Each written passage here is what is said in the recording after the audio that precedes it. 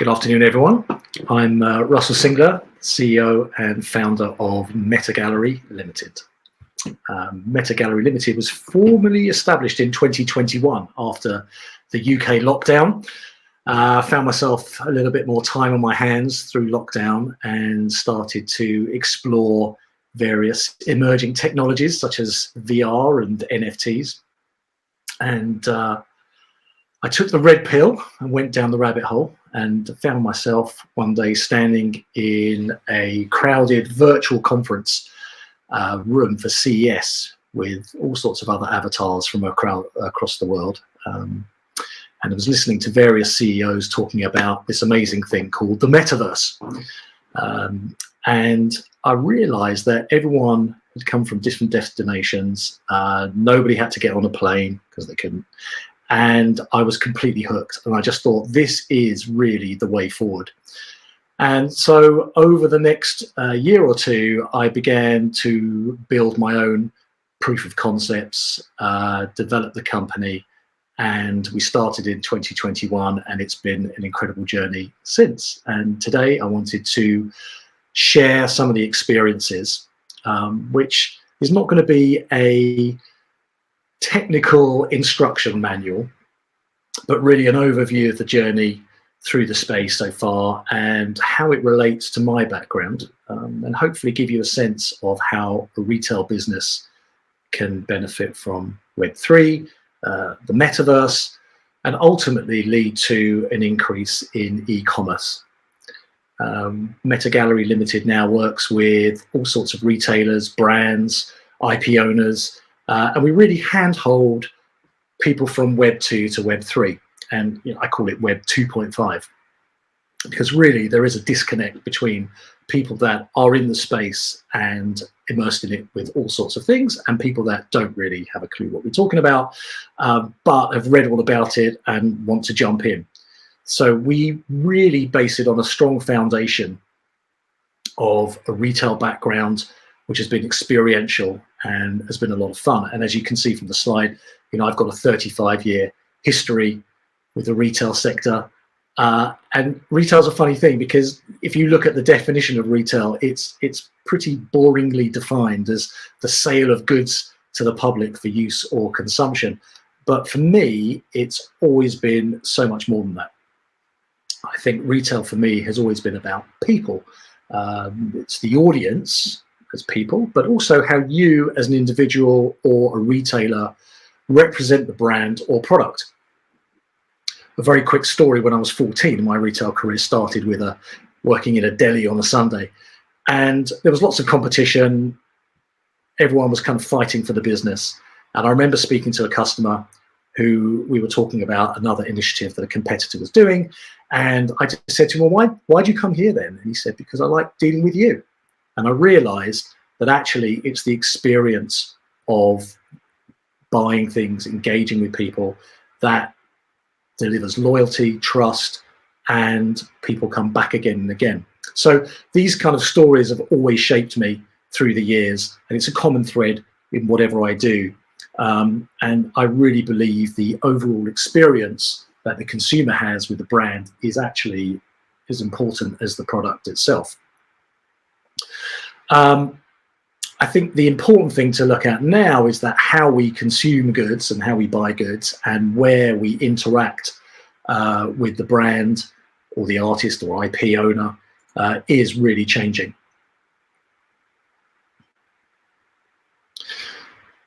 And it may be changing, but it is actually about the experience. So over the last 35 years, I've really been hands-on, and it's led to many other disciplines. There's been brand development, product and merch creation, character licensing, event management, marketing, really just trying to bring the best retail experiences to some of the best retailers in the world. I've worked with Selfridges. I was a concessionaire for nearly 10 years, Macy's, Maya in Australia. So just a few retailers that always want an excellent standard, both in representation and product and experience. The Peanuts pop-up I did in Macy's was great fun. I had a long history of doing personalization pop-ups in Selfridges. My guilty pleasure was working on a Saturday with the team.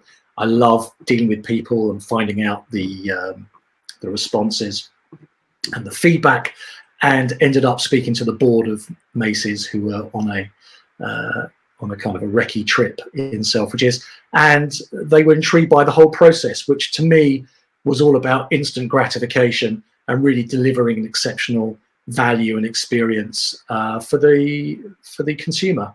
They come in, they choose an image, they select the product, they get it in 20 minutes. And, you know, I started doing that way back, which took a lot of work, but it was really worth it. And so all of these things have been really worth the experience. When I had a gallery and we represented the art of the Elvis estate, we did a launch, but we had the band playing, Jailhouse Rock set, we had the exhibition, and because of the inclusive atmosphere and experience, it was a great launch, and we had really high engagement. People were talking about it for years, actually, and it really, I think, prolonged the value of the sales for much longer than it would have been if it was just a very passive start. And I think the main ingredient for me, which has to translate to the audience, is to have fun. We had a lot of fun because we had fun, the audience has fun. And I think that's very easy to overlook when you're in the pursuit of increased revenue. But I think it's really important. And for the activity in the metaverse or Web3 activity, I think already you can see projects that are being launched that just aren't fun. There's very little engagement. There's very little kind of experiential benefit. It really can look like a cash grab or just a soulless activation because people just want to get into the space. And that's when you start looking at community and what that really means to you, to the brand, to the consumer. For me, it's about everybody in it together.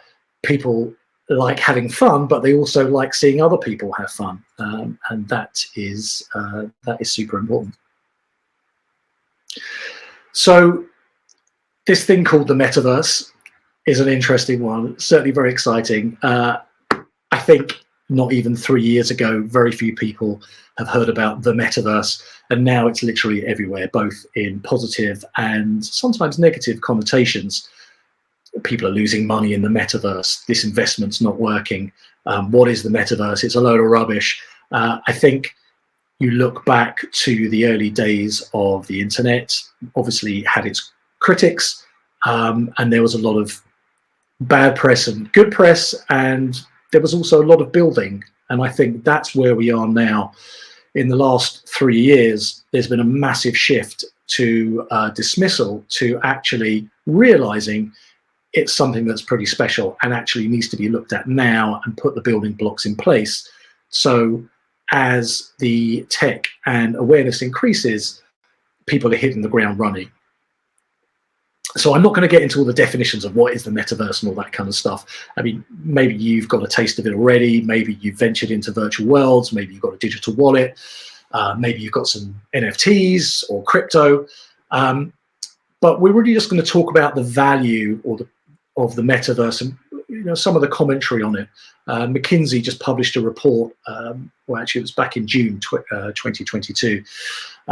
They surveyed about 3,500 consumers and business leaders to kind of gauge excitement and really get feedback on what people thought would manifest as the main benefit and would have the greatest impact on them for the metaverse. And for all the potential drivers of the economic impact of the metaverse, the consumer retail, media and telecommunications, healthcare, e-commerce by far would be the largest, and it's estimated at an impact of $2 to $2.6 trillion by 2030. So everybody's excited by this and the possibility of buying and shopping in the metaverse, but how, as a retailer or a retail business, do you even start? You've heard of NFTs, but do you create a whole range, or do you sell them like that? Or how much do you sell them for, or do you give them away?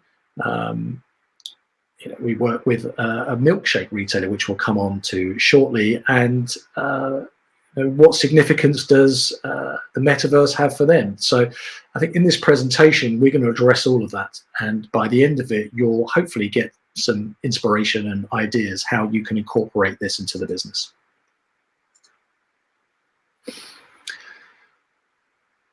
With all the talk of the metaverse, we don't believe that a single metaverse exists yet anyway. I think we're early doors for all of that stuff, but it's important to act now, as I've said, because the awareness, the tech, the comfort levels are all increasing across all sectors and rapidly, led by certain high-profile examples.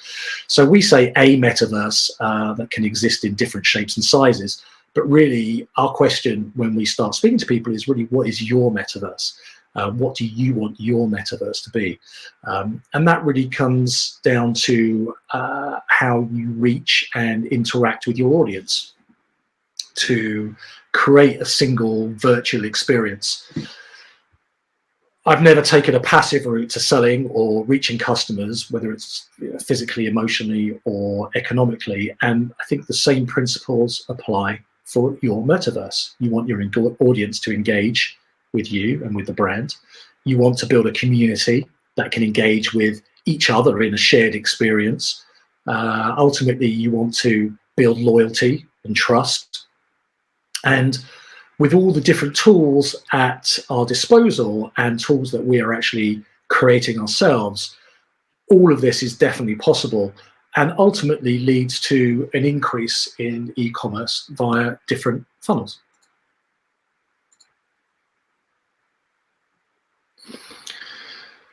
So for the purpose of the presentation, we've really pared it down to kind of 4 main pillars that will generate and contribute to your metaverse. We have the community, the digital token, environment, and engagement. Now, each step is linked, obviously, and each step can be created in a different order. The community, as I said, is really a place that somewhere that people can develop their own identity. They can engage in a very active way. They can be alongside other people, sharing the same experiences and values, and they're getting the same benefits. And that really takes some time, but it is about identifying what purpose you want to create, what values you want to create, and what goals you have for your community.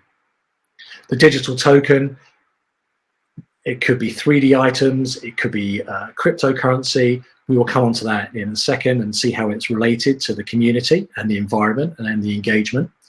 The environment is an immersive space, which really is representative of your brand. And because it's all created in a bespoke way from us, we can incorporate important elements that really represent your brand. And the engagement really is a combination of all 3 and how you interact with those elements and how people experience those elements.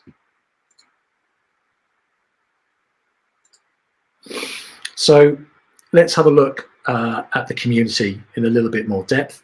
As I said, really the first step is to define your purpose, the values, and the goals of your community. What is your target audience? What would be the type of activities that would take place within your metaverse? What are the values that you have throughout the business that you want to include in all of your endeavors? So there's a unified experience. And also, what is your roadmap? Because with lofty ambitions, you have to start somewhere, and that can be developing along the way. And actually, it's a very powerful thing where your community goes along for the journey. When I had a gallery and people would buy into the artist's work when they first launched at often a much reduced value, by 5, 6, 10 years time even, when the values had skyrocketed, there's a journey there, and the customers would look at what they invested in terms of time, in terms of purchases, and actually have really enjoyed going on the journey with you and seeing how things would have developed. So a roadmap is really important, just to kind of explain to the community what do you intend to do and what you've done and what's achieved along the way.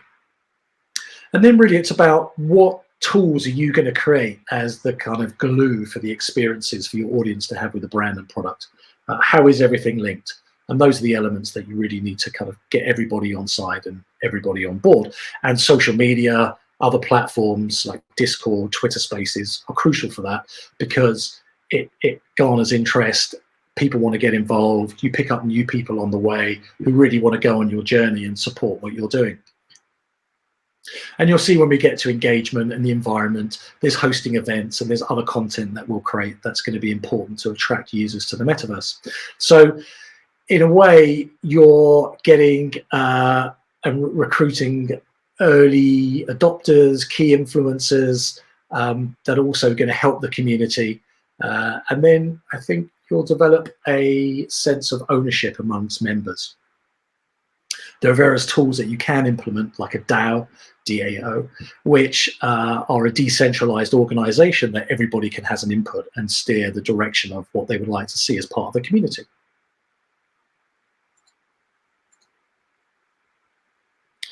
The digital tokens is really another name for NFTs, so which stands for non-fungible token. The non-fungible is it means it doesn't disappear. It is minted on something called the blockchain, and there are several blockchains available: Ethereum, Polygon.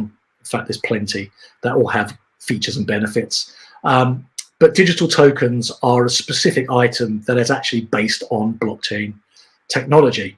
As I said, they don't disappear, but they're really something enable increased engagement for consumers with brands in several ways. One way is through the use of loyalty or reward programs, where consumers can earn and redeem tokens for discounts, exclusive content, or other perks. The tokens can be used for in-app purchases, for example, or even to access premium features, which we'll talk about in a second. But also tokens can be used for voting, and they can be used for other forms of community engagement, which really, as I said before, allows consumers to have a say in the direction of the brand or product.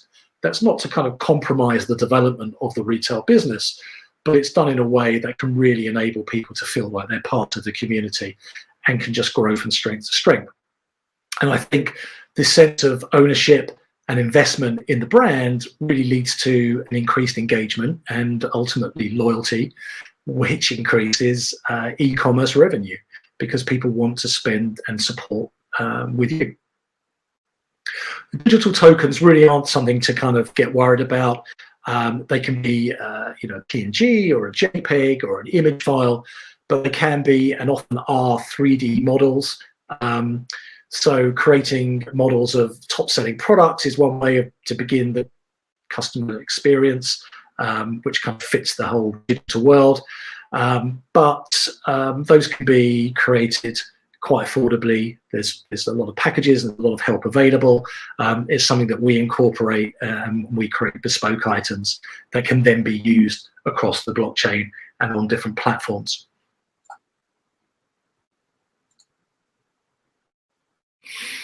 So once you've got a really good idea of what you want your community to be, what you want your goals and the purpose and the whole, just defining the community, once you've got something figured out how you want people to interact with that, with the tokenization of things, it could be avatars, it could be clothing, it could be digital twinning, which is a digital version of a physical product. So once you've got an idea of that, then really it's about building a home for community, a virtual home. So we call that an environment, a metaverse environment. So virtual worlds, avatars, as I said, other assets which can be used. And this is a virtual world where the community will interact, as well as the tools and features that will be used within that environment. You can see the picture there. This is one of the galleries that we made for a client, Fine Art Pop, which is a gallery that they could never afford in real life. They couldn't afford to build it, and it's always the one they always wanted but could never afford, they always say to us. But really it was a home from home. where they could have events, where they could incorporate lots of different exhibitions. They could show off NFTs that they'd acquired, the digital tokens that they were offering, and people would actually go there and meet artists and meet and greet, and it's a thriving business, and it's a tool that's worked really well.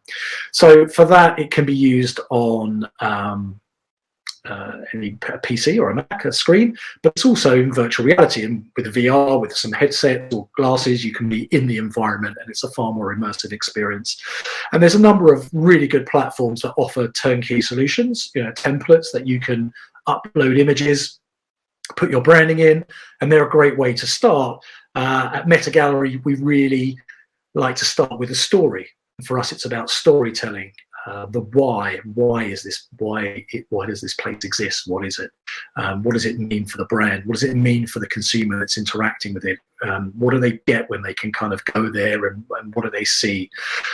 So we like creating a journey, creating a story, and once that's cemented, we can start to really augment the environment with interactions and rewards that can make the customer come back for more. So when we look at the engagement, which was really how your community is interacting with the brand, with the environment, with the digital tokens, how they're using that, it's important to remember that it doesn't really have to be restricted to a screen or headset. And I bring you back to our earlier slide where I showed you some of the experiential events that have been the backbone for what we like to do moving forward. So I've always loved events. I've loved exciting retail activations. I've always considered myself the end user. What would I feel like as an end user? How would I interact with brand? What do I feel? It's a very feely thing for me, even though as a business and how we advise our companies and businesses, it has got an eye on increasing revenue and expanding revenue channels through different means. But ultimately, if you've got a flat experience with a brand or a flat engagement, then that ain't going to happen. And actually, it turns into a negative, which has been seen many, many times with brands, so I won't mention now. So I like to add hybrid activity into the mix for really the best engagement. And I think the metaverse is widely expected to be the norm. Metaverse activity, people will get a pair of thinner, lighter goggles, jump into the environment, interact with things via AR, quick buy, click, link to your wallet. You'll have a Soul ID that will kind of carry around with you as you interact with different sites. But for now, we've seen in a couple of cases, in fact, probably more, actually there's a lot of hand-holding needed. So we like to have a focus on hybrid events. And you'll see later in this presentation how we combine, art show in real life, where clients bought limited edition artwork at the environment, but also we created a theme MetaGallery showcasing that artwork that can also be purchased in the metaverse. So you've got that kind of duality. The audience, and we hosted the event at the Samsung Experience store in London, which is an incredible venue. And the audience there could actually see and interact with the audience in the MetaGallery. And the audience in the MetaGallery could see and interact with the audience in the Samsung Experience store, ask the artist questions, really kind of have a one-to-one with the artist in a way that they didn't have to get on a plane, get in a car, get on the tube, get to the venue, and all of that kind of stuff. So it was really exciting. And for the artist, he could meet and greet many, many more people, both in the environment and physically in store. One of the other things that we did there was give everybody a free commemorative proof of attendance protocol digital token, which is the acronym for that is called a POAP. So you might hear of that. And that really is a kind of a commemorative notarized token that people can redeem at a particular event.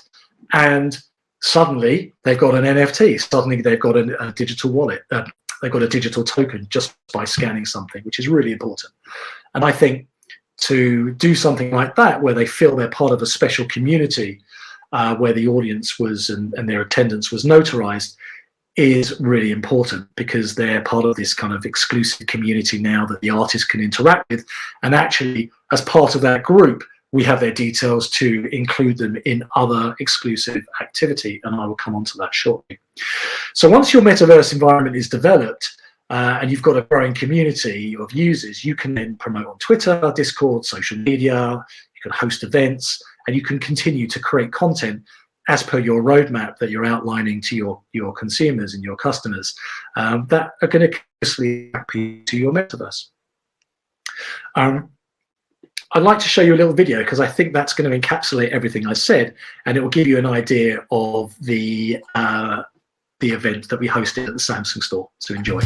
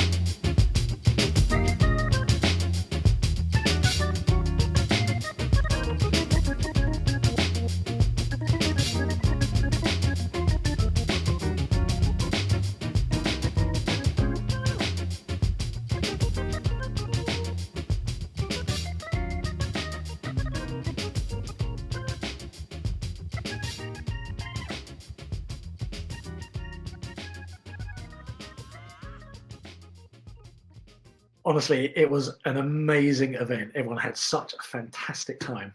And it's just definitely something that we'll be doing again and again. So it was a lot of fun.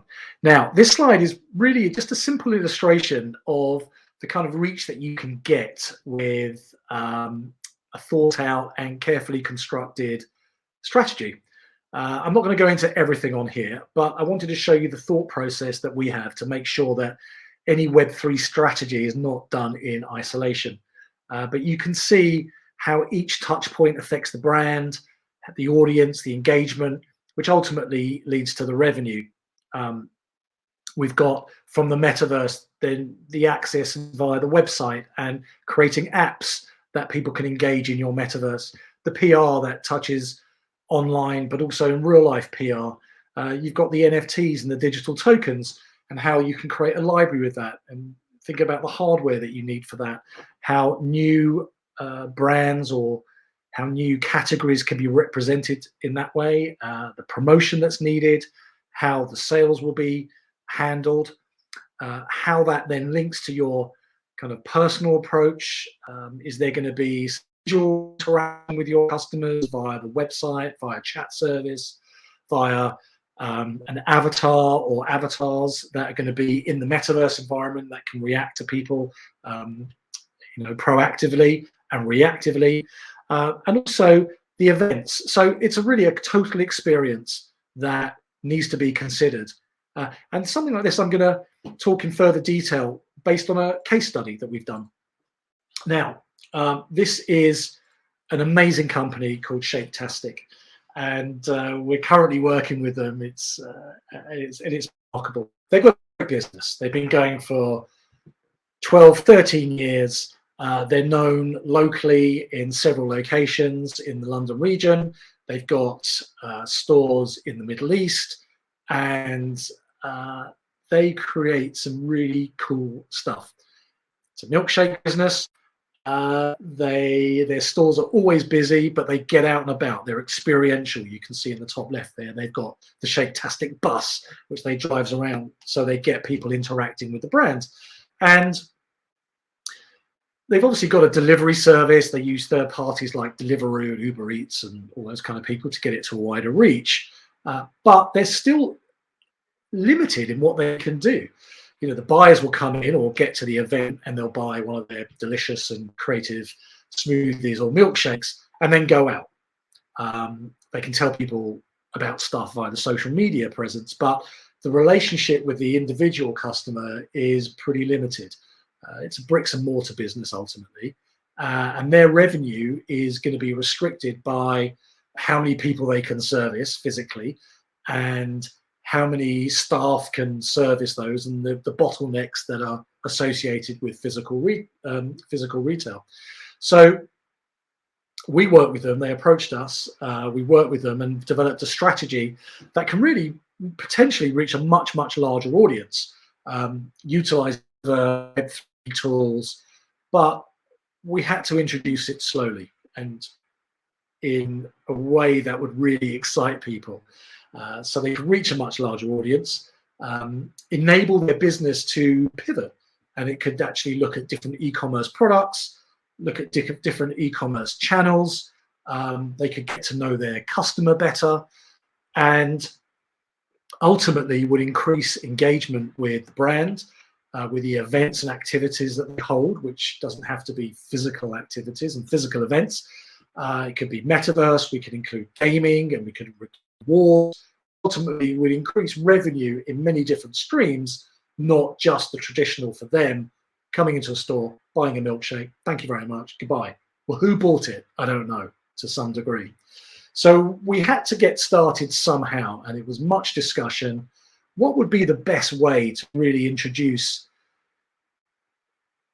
Web 2.5, introduce people to digital token, introduce people to NFTs, getting them talking about it, getting them talking about the brand and a different brand experience? Because we know people love the milkshakes, but actually we want to increase the value and increase the engagement. There's, as I said before, there's a big disconnect with Web3. Most people know about Web3. We're all in a very kind of interesting bubble where a lot of people are pushing. There's very high profile fashion events, which are incredible. People are trying to link with limited technology, which is not that accessible, but it is changing, to really get people involved in interacting with things in a different way. So we wanted to kind of motivate an existing audience, but they need to embark on the journey with as few barriers as possible. So after thinking long and hard how we do that, honestly, it's going to be people that haven't heard of NFTs, know what a metaverse is, or to be honest with you, probably don't even care. We started talking and developing certain actions. And we came up with a concept with one of our own owned NFTs, which is an ape from the Bored Ape Yacht Club. Now, I don't know if you've heard of the Bored Ape Yacht Club. It's a collection of about 10,000 digital collectibles, NFTs, that was released in May 2021 by a company called Yuga Labs. And each Bored Ape has a different trait, is accessorized in a different style, and each style and trait is unique to that ape. So this is our ape here, Bored James Bored, on the left with a tuxedo. And when you own a Bored Ape, it gives you membership to an exclusive club of other ape owners. And you can access worlds, perks, games, characters, and they're all linked to a playable ecosystem and actually has its own digital e-currency called ApeCoin. And by owning the IP to this ape, we're able to exploit it with licensing opportunities. And so we spoke to Shaketastic and said, right, well, how about we create a Bored Ape shake? You come in, you buy your Bored Ape shake, which is unique to Shaketastic. And when you get that, you get a sticker with a QR code, and that would lead you to a website, and people will be able to claim their NFT, which says, hey, I went into Shaketastic, I got a Bored Ape shake, and I've got the NFT to prove it. So the funnel, and because basically everybody loves free stuff, the funnel is that you go in and buy a drink and you get a sticker, and the QR code, as I said, goes to the website and people submit their details. And then the most important thing for us is that outside the store, so it doesn't burden the store staff, which are very, very busy, and people don't have to show their phones, which could be a screen grab, and you want that kind of security and authenticity as well. But ultimately, we want people to have a free sticker, free NFT, and that would lead to a free reward. but how would you administer that free reward? So the important thing for us is actually linking to their existing loyalty system, which they've had for 12 years. And this would actually check if they're an existing member of the loyalty system. It would check that they've got the NFT, which they're claiming. It would check that it's verified, and then it would add the reward to their account. So before they even go into the store, that system already takes place. And they go into the store,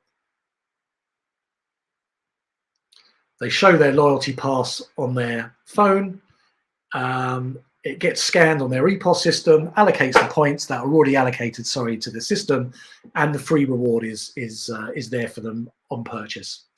So that to us was really the most important thing, that it's not a clunky, shouty Web3 process.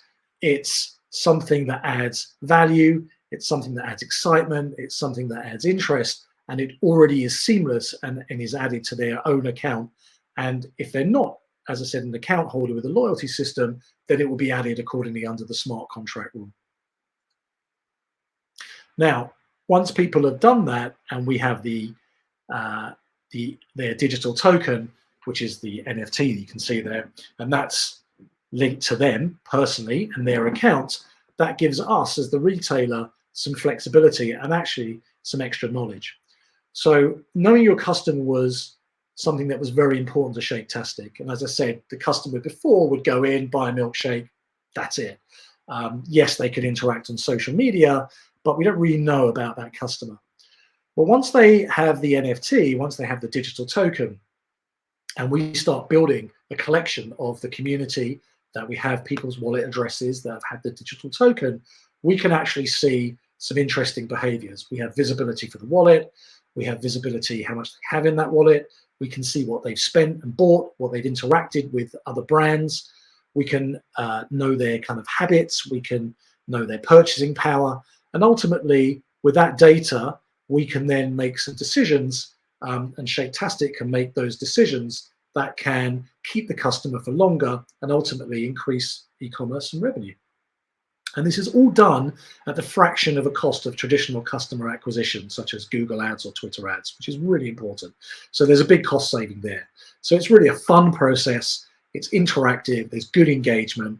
It gives value. It incorporates the digital token, and it kind of ticks a lot of boxes. So with that community then, and once we have people's wallet addresses and we can engage with that community, we can do all sorts of stuff like provide extra merchandise that can only be redeemable with the digital token. And then we can create an exclusive environment for those digital token holders that they can interact with the brand in really clever ways. So yes, we can have meet and greets with the CEO. We can do special Shaketastic events. We can release new flavors. We can actually ask the community what the next flavor should be. We can create merch that actually people could redeem with their digital token, but they can also wear it on their avatar in the environment. We can actually incorporate a gamifying technique or gamifying mechanism where people can actually play to earn more rewards and more toppings and more exclusive events, and the list goes on. So that's really, really exciting. And that's a real tangible example about incorporating all of the different techniques of fun, engagement, community, token, environment to the best use.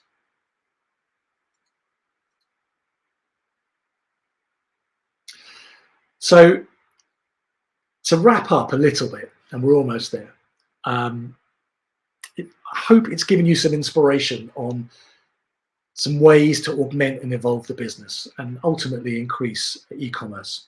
We talked about the range and the merch, and we talked about the tokenization and the gamification. I mean, the gamification is actually very important.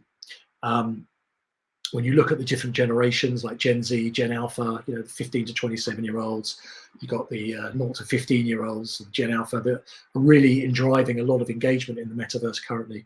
And they're really kind of moving beyond the classic web and mobile app ecosystem that we're all have got used to over the past 15 years. And gaming has become a really big part of it. So when you look at other gaming platforms like Roblox, which incorporate that engagement environment. They've got the metaverse. You can get digital tokens. It's second nature to a lot of to these age groups. And testament to that is the amount of users that you can see on these platforms. So Roblox has got a similar amount of active users as PlayStation and Xbox combined. And it's really becoming a destination for gamers who use it for social and content and all sorts of stuff. And everything's really moving at an alarming rate. But these processes are all happening now, so really important considerations. I think ultimately, to increase revenue through traditional e-commerce and Web3 commerce, it has to be done with a long-term strategic view.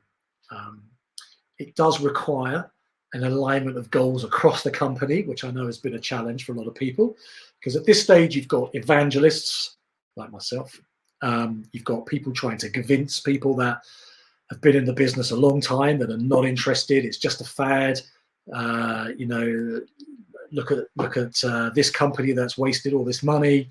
People aren't engaging. They love a Daily Mail headline, and I think it takes a lot of effort. It takes some belief. It takes some commitment. It takes money. It takes some strategic thinking across multiple departments. If you've got a big business that can really pare down and really deliver something that's quite focused. It does require a unique talent at this stage and skills and capabilities, and that does take time to build. But you know, it's talent you can hire and you can develop in-house, or you can use companies like us, MetaGallery Limited. But what it shouldn't be driven on is FOMO, the fear of missing out, and it shouldn't be rushed, and it shouldn't be a cash grab. And I think people will have long memories. Your Twitter conversations or Twitter feedback can last a long time in cyberspace, and people have to move very quickly to reverse negative feedback. But you can create value for customers in the metaverse in different ways, and just incorporating one or two of these elements is a start, and build a track record and build confidence, and you can make it happen. I want to thank you for your time, and I really appreciate the attention. I hope you've enjoyed it, and I hope some of it's made sense. I'm sure it has. We're always here to talk more. The door's always open, so please get in touch. I'm going to leave you with another video which incorporates the environment and the way that we would offer a product, and then there's our contact page at the end. Thanks very much, and see you again.